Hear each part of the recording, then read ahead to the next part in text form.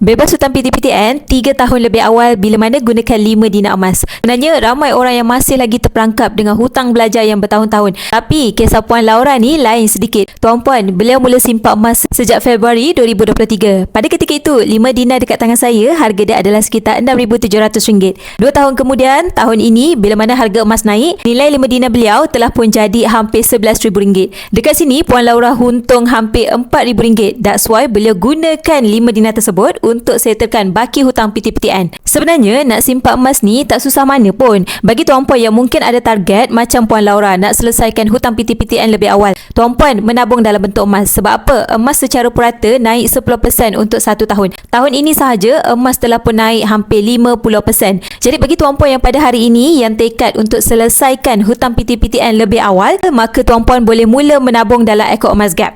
Okey, bagi anak saya bantu adakan tabungan emas yang pertama dengan Public Gold, boleh terus klik link di bio ataupun terus tuju pin di video TikTok saya cara untuk bermula. Saya akan guide tuan-puan dalam simpanan emas dengan Public Gold.